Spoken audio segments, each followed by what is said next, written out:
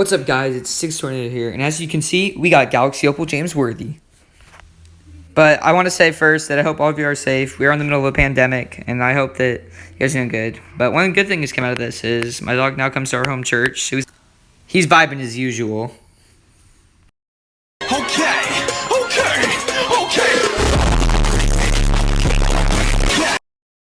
So this is the game that I happened to win the Galaxy OPAl. Oh yeah, the squad's right there.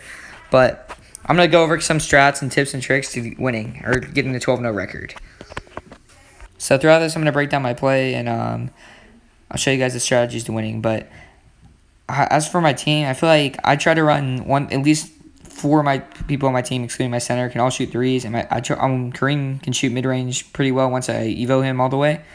So we're a relatively good shooting team. I feel like I take pretty decent shots, and I feel like we can create offense pretty well. All right, so here we're getting to the main defensive settings. I'm slowing it down for this part.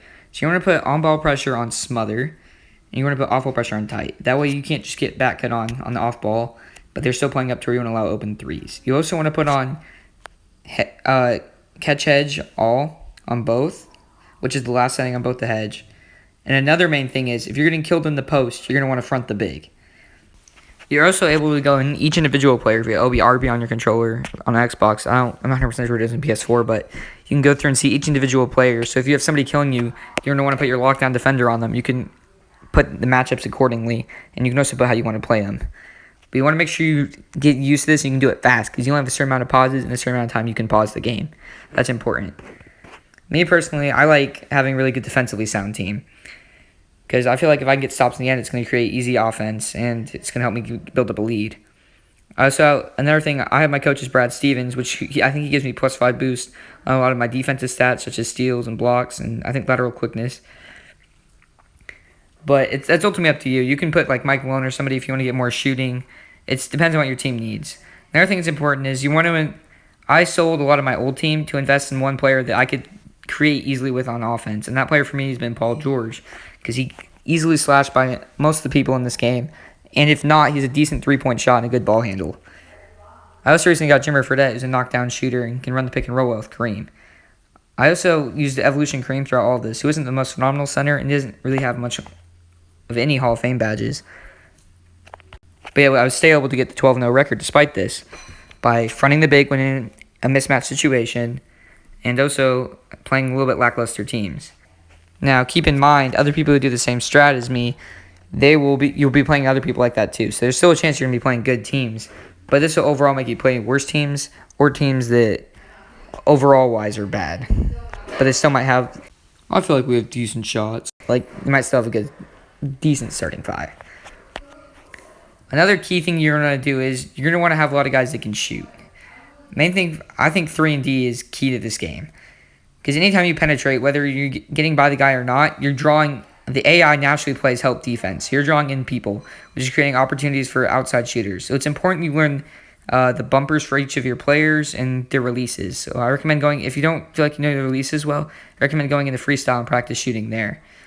As you can see there with Zion just top stepped, and we created an open opportunity for Kareem.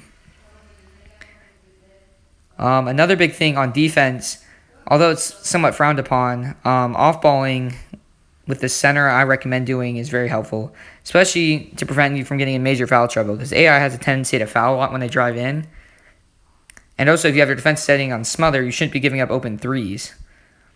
And at this point in the game, I had quite a big lead, and I believe he's kind of started giving up.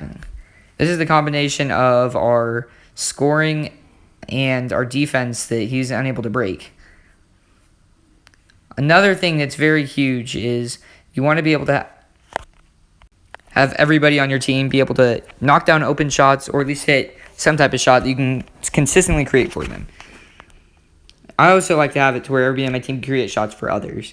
That way, at some point, we can always get somewhat of a good look off something.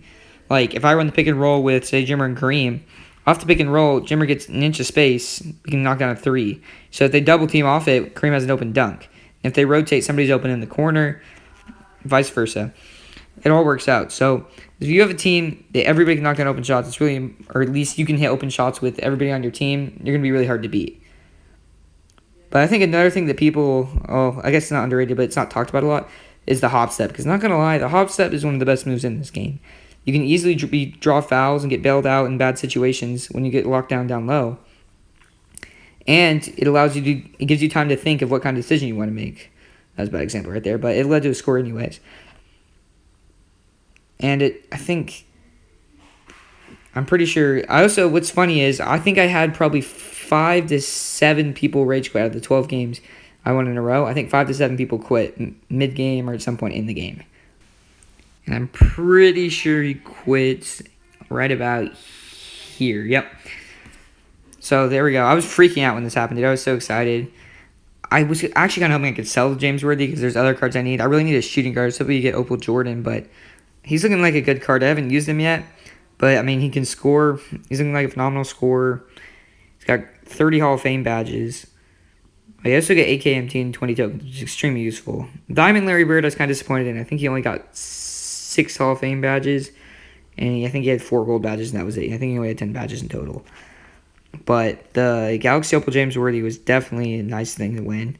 I think I'm going to continue to do these. Try and go 12 every month and earn the player. Here's the lineup I used right here during it. Oh, here's a comparison between Zion and Kareem, actually. My bad. And as you can see, physically he lines up pretty well with the power forwards, which is where I'm going to be playing him, I think, because I'm going to keep Paul. I think I'd rather keep Paul George small forward just because he's an inch shorter. I mean, they're pretty close in size, but obviously James Worthy, much better shooter. He still has a 95 dunk, which is nice.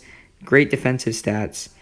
But here's the team right here, and we have it on the bench. We have a bunch of low overall players, and what's key about this is it allows you to play against people that are low overall than you, because your matchmaking is based on your overall team. So that's part of the key way I did this.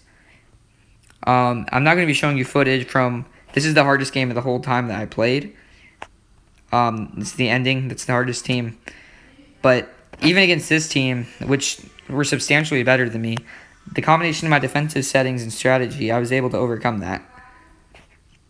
And we ended up going 12-0. Please like and subscribe if you haven't already. I'd really appreciate the support. I'd also like to say, after this whole coronavirus thing blows over, I'm planning on doing some IRL basketball video with my friends, so if you want to see those. And I'm also going to shout out my little brother's channel, Trickshots 101, which is in the description.